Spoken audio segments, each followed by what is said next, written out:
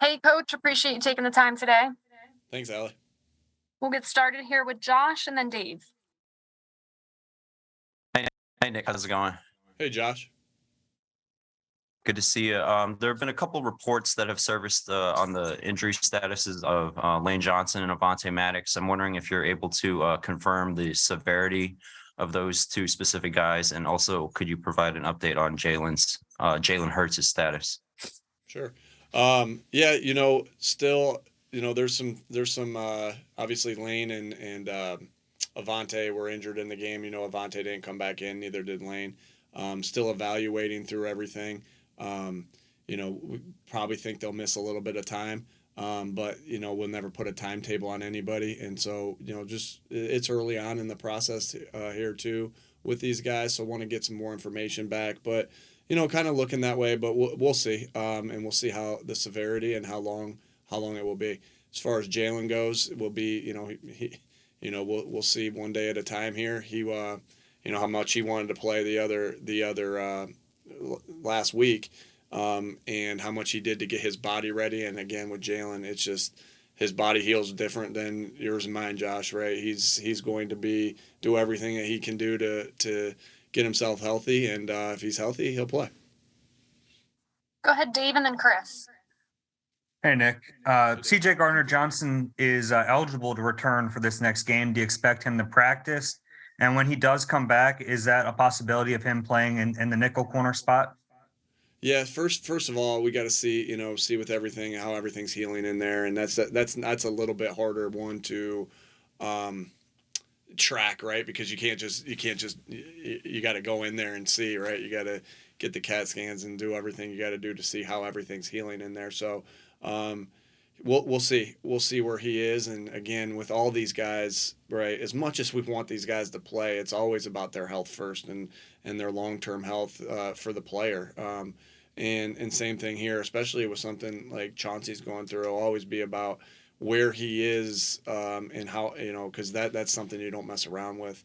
And so when he's healthy, he'll go. We'll see. We'll find out more as he gets some of these tests done. Just because he's eligible to return doesn't necessarily mean he will. Even though I know he'll want to, and again, all these guys are going to want to. And so we'll see. That's going to be something that we're just waiting for some of the results back, and when he does get those tests. How about the Go ahead, second Chris, part of and it, Nick? Real quick. Would it be a consideration to play him at the nickel? Yeah, obviously he has a lot of versatility, and I think the same thing you guys kind of asked, right? When he got here, it was like, well, he hasn't played safety. Well, he showed that he could play safety. Well, he hasn't played nickel in over a year. Well, he can do that as well. So, yeah, we'll take that one day at a time as well, and we'll cross that bridge when we get to that. When we know he's healthy and ready to go, but Chauncey's very versatile, and he can do a lot of different things, and that's obviously a really good thing for us. Go ahead, Chris, and then Martin. Hey, afternoon, Nick. Piggybacking off of what Dave asked, how has Chauncey been involved with the team in these last couple of weeks? Has he been part of meetings? Has he been helping out with some of the younger guys when it comes to the safety? What's his been involvement with the team? Yeah, he's been around. I love having Chauncey around. He's got great energy about himself. He's always positive. And I know the guys like being around him. I like being around him, and so he's been, as he's gotten more healthy, he's been able to get up and move around. He's been around the team more and been in meetings and stuff like that, and out at walkthrough at times here and there as his body allows him to be. So yeah, I'm just glad he's around and hanging around a lot, and obviously connecting with his teammates, and like I said, he's a good guy to have be around. We'll go to Martin and then Jeff. Hi, Nick. Hey, Martin. As regards to Lane, when you said he might be out for a little bit, because of that, would it be something where you would consider moving Jordan to right tackle and playing Andre at left, or would you just go with Driscoll at right tackle? I know last year I think you tried Jordan at right and Driscoll at left, so just kind of curious. Obviously, Martin, everything would be on the table, right? Whatever we feel like is best for us. I love the fact that Jordan has some versatility, that he's able to do so. I love the fact that Andre and Jack are really good backups. And we have a lot of faith in them to go out there and be able to do their job. So we have versatility, just like about with the Chauncey question. We got a lot of versatility there, and and Stout does a great job of getting the guys ready. Those guys do a great job of getting themselves ready. So, obviously we're bummed about Lane in the sense of if missing any time, but we also are confident in the guys that we have on the roster, and that's obviously a big credit to Howie and his staff, and then the guys that we have and Stout. Go ahead, Jeff, and then Zach. Nick, there seemed like there were a number of blown coverages in the game, and there were a large amount of passes completed against the zone coverages per certain outlets. In fact, suggesting that Dak completed all 24 of his passes. How much of that had to do with personnel changes and communication, or how much of it was not adjusting to what the Cowboys were doing? Yeah, I think that there's a little bit of everything there, right? It's us not putting him in the call that we need to put him into to help them succeed. All right, we'll always look at ourselves first, and I know there's going to be calls, and I know there's calls that Gannon, Coach Gannon would want back. Then we're going to look at ourselves again as coaches and say to ourselves, okay, all right, well, did they play the call the way we wanted them to? And if they didn't play the call the way we wanted them to, we got to look at ourselves in the mirror as coaches on that as well and say, well, we need to teach that fundamental and that detail a little bit better, because obviously there was a disconnect. And then it's to the players and of being able to go out there and execute. So it was a little bit of everything. There was a little bit of everything. Some they had a good beater on against. When I say beater, it's like, hey, they had this coverage beater on versus the coverage exactly that we had on, and they just called a good play, and it was tough to cover it. Some of it was we didn't teach the detail well enough, and some of it was that we didn't play it well enough. So it's always going to be on all three of those things, and we try to put ourselves at the forefront first. As far as the zone, I think all zones are a little different, right? I mean, some match zones are going to play out like man and be labeled as a zone. Some, as far as the way they play, cover three, really, you can play it multiple different ways. You can play a zone, you can play a true zone, you can play a match zone, you can play a match zone on one side, a zone on the other with the safety cheated to the other side. You can play it with zone all the way across with the corners playing man, right? And so there's a lot of different variations of that zone that could be played. And then obviously that's the same thing in cover two, that's the same thing in cover four. And so I think just looking at that stat in that world is, hey, we didn't coach good enough, and we didn't play good enough, and that's why it was 24-24. Not necessarily that it was zone, because again, some zones play out like man anyway, and all the zones are a little bit different. But hey, we got to play better in that aspect. We got to coach better in that aspect, and I guess that's my way of saying that, is that we got to coach better and play better. Go ahead, Zach, and then Rue. Hey, good afternoon, Nick. If I can bring you back to April when the trade with the Saints was made, what was your reaction as a head coach, thinking you had to wait a year for that first rounder, 2 years for that second rounder? And then is it, for lack of a better term, another motivation this week to try to improve that draft pick? Well, sure. I mean, obviously our motivation is to win the division and then to get the first round bye, which is all in our grasp now, right? This isn't like, you guys maybe would ask me this question in the middle of the year, and I'm saying, and what exactly what I'm gonna say. You can already type it in there and keep it in that ink that you type it in. Is that he's gonna say, I'm just worried about this game. Well, this game directly affects both those two things, and it affects the draft status. So sure, like what I mean, and so like. But we are focused on right in the now in the season, and it'll be sweet that if we can go out there and get this win, and then once we're making the draft pick later, we can say to ourselves, well, that really did help us out, and that's our goal, though, is just to win this game. And as far as your question about like what my mindset was, or like what I kind of was thinking right there, I don't know. I mean, I just since I've been here and how much trust I have in Howie, is just like, hey, that great trade. We'll get our draft pick next year, and we'll pick up an extra one. Cool. I'm into that, and whatever we think we got to do to make this team better. Go ahead, Rube, and then John. Hey, Nick, happy holidays and all that. The first couple months of the season, everything went right for you guys. Every ball bounced your way. Somebody recovered it. Every tip ball went your way. You guys were healthy. Obviously, there's some adversity here, whether it's turnovers or injuries or whatever. How equipped do you think these guys are to kind of navigate through all that and stay positive and deal with everything that's happening, whether it's Jalen or Lane or Avonte, and keep winning football games?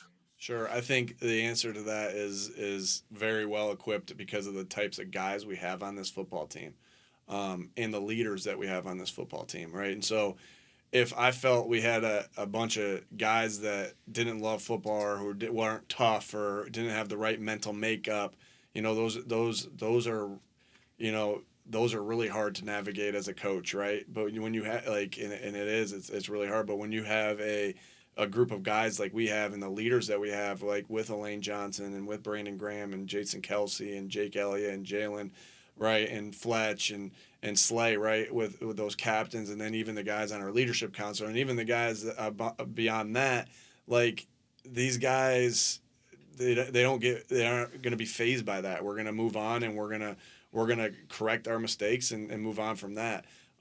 Because we knew, like, one of the earliest talks that we have in training camp is how are we going to, adversity is coming. I don't know when it is. I don't know in what direction it will come. It could be in your personal life. It can be in your football life. It could be anything. How are we going to handle that? And, that's something that you just know about life, right? And football is no different. And so, again, when you have to go through those things in life and when you have to go through those things in football, when you have the leaders that we have, it makes those roads a little bit easier to navigate. Are they still hard? Absolutely, they're still hard. Are we still mad about our loss? Absolutely, we are. But sometimes that fuels you to even dig a little bit deeper, so you don't let each other down. And that's where we are right now. We're gonna dig deeper. We're gonna find more answers. We feel like we're obviously quite around that track right now of finding more answers. I know a lot of our coaches, myself, I probably watched that game eight times yesterday, and just talking back and forth with coaches, and and obviously in between kids playing Madden, or my son playing Madden, or my wife and her mom and making dinner, or whatever it was, like watching that game, so we can say to ourselves, how are we going to get better from that? And obviously that's the stage we're in now. Go ahead, John, and then Bo. Thank you. Hi, Nick. Kind of wanted to talk about moving parts in general. A lot of coaches say they don't like to affect two positions if they don't have to, and there's always sort of a domino effect. If you want to move somebody, that means somebody else may have to go in a position they're not as comfortable with. Do you have a sort of base philosophy of that? How do you handle that type of thing? Yeah, not necessarily. I think every one of those is a little bit different. You try to have your base philosophies. I mean, that's a good question, John, because you try to have your base philosophies on everything, right? Here's my base philosophy on this. Here's my base philosophy on that, and everything. And so you get that based off your prior experiences, things like that. But with this, like this is a game. It's just such a physical game. It's such a long season that these things happen, and there are injuries throughout the game, throughout the year, that you have to navigate, that you have to handle the adversity. And so I don't think it's ever, I don't ever want to be extreme with it, because you don't want to be extreme in anything that you do. And so, like, it's the answer is different all the time, and it depends on the person, it depends on the position, it depends on the situation of who you may be playing. There's a lot of different things that go into it. And so this is one, like, there isn't just a base here's a rule book on it, and then you adjust off of that based off of what your philosophy says or anything like that. And so I guess there's just, with every one of these injuries, I mean, and that we've had, it's a little bit different each time. And so, and every case will be treated so. Go ahead, Bo, and then Ed. Hey Nick, after watching the tape, what did you make of Gardner's performance? I guess any different than what you thought live? And then also very quickly, did you like the spike at the end of the game? Would you do that again? Yeah, I thought that Gardner did a really nice job. I think he'll want a couple plays back. We're gonna want a couple plays back as what we called, and a couple plays back of the positions we put guys in, and every player's gonna have a couple plays they're gonna want back. But I thought Gardner really handled himself with a lot of poise. I thought he made some really nice plays. As we were texting back and forth yesterday, and I'm just kind of going through corrections with him as I'm texting him, and then also just some of the plays I thought he was really good. The plays that I was texting him that I thought were really good far outweighed the ones that I was giving him corrections on. So I thought he played well, and I thought he under not having played in a year and coming in there, but that's we kind of expected that out of Gardner because we know we have so much confidence in him and we know what type of player he is. As far as the spike goes, yeah, I thought that was I liked that, and I would do that same thing again, and save that timeout. 33 seconds when we spiked it, I think was still on the clock when we had that. It kind of just opens up the field to, I understand that you have one less down to get a first down, but it opens up the field to everything to be able to complete it anywhere you want and be able to use that timeout. And then, like, let's say you catch one on the sideline and you're on the 5-yard line. After you catch one on the sideline, well, now you have this ability to run the football there too, and make yourself multiple for being able to take it away. At no point did I until really obviously. Bob always prepares me for questions that I might face, and really I didn't even think about that until he prepared me for that question. And I stay, and as we talk about it and manage the game, and we always talk about how we can do better managing the game. To me, that was a no-brainer to clock it right there, an absolute no-brainer, because now you can play the whole field. And I know that a couple of them went deep after that, but you still can play the whole field. And again, you can say to yourself, I'm going to throw it here or throw it there, but the defense dictates at times too where that ball is going. And so, yeah, I feel really good about that decision. It didn't, obviously we didn't end up winning the game. So I also understand that my job as a head coach is to take criticism on that, and that's okay. I know what I signed up for, but I would do that same thing again if I was presented with that situation tomorrow. Well, if it was instead of calling a timeout, how many more seconds do you need to call a play there? How many more seconds to call a play? That's sometimes that's about. That way? Yeah, that could be anywhere. It just all depends on the play, obviously, Bo. Like that could be anywhere from 8 to 10 seconds right there with that play. Obviously, you take the snap, you clock it. That takes a second, right? You run a play. I mean, obviously, different things could happen right there. That just always depends on the play. Anywhere from 8 to 10 seconds in my mind. Even more so if something obviously happened there. Thank you. We'll take these last two here. Go ahead, Ed, and then Josh. Hi, Nick. Hey, Ed. Interesting way to spend Christmas there, but I guess that's life as a football coach, right? Watching the game 8 times. But I want to ask you about A.J. Brown touched on this after the game as far as playing 3 straight road games. What were the challenges of that? And then obviously it's going to be a big lift coming back. And how important is it to have these final 2 games at home? Always important to play home, man, is especially in Philadelphia, right? We know how electric that stadium is. We know how awesome our fans are. We know how intimidating our fans and that place can be to opposing team. And so anytime you're home, you love that because, in this game where the parity of this league is so tight, like we'll take any advantage we can get, right? And that's why you're clawing and scratching for every little advantage you can get when you're game planning all week. And it's the same thing here. Like, yeah, of course you want your fans to be going crazy and being loud when they're trying to communicate, and communication's at a key.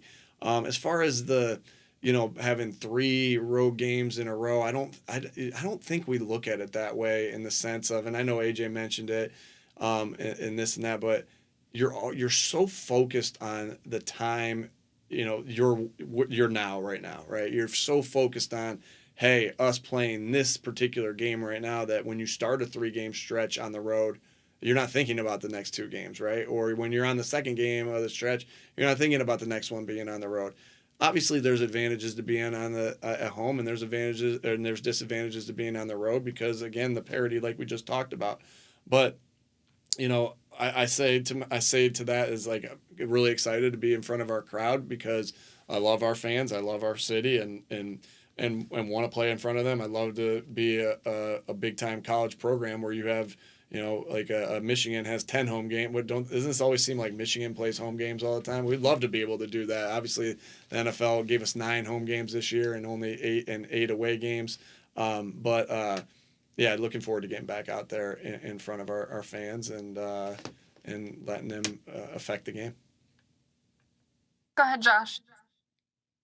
Yeah, Nick, on 3 of the interceptions that have occurred over the past 2 weeks, they were targets with Quez Watkins involved. I'm guessing, I'm asking in regards to the teach tape, are there any repetitive teaching points in that, or is it a mix of factors with those 3 interceptions? I'm trying to think of the one against Chicago. Help me out there. I'm just trying to think of what happened there. Yeah, it looked like Quez ran a post. Jalen lofted it, and I think the back safety. But Jalen threw it early before he came out of his break. Okay. Yeah, no, I think a little bit of that is just coincidence. The first one, the first interception of the game, I just think that guy made a really good play, and where the ball was over here on Quez, he was trying to move to get to the ball, and that guy beat him to the spot essentially because he made a really good play. And the second one, I think, again, like I said earlier, everybody's going to want to have plays back, and it's sometimes the plays that you want back are looked at to the outside world as that's the one that changed the game, and sometimes that quite possibly is true, but it takes, we had 72 plays of offense, every one of them's critical. And it's never just one play. And so, of course, Quez is gonna want that second one back. But like I said, I have multiple plays in that game where I'm like, this was dumb.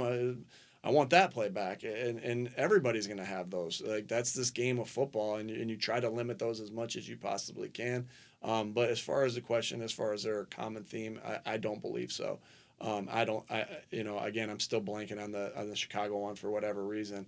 But I don't believe that there's a common theme. Sometimes it's just a coincidence on those things, and we're going to work like crazy to get the mistakes that we made to be better.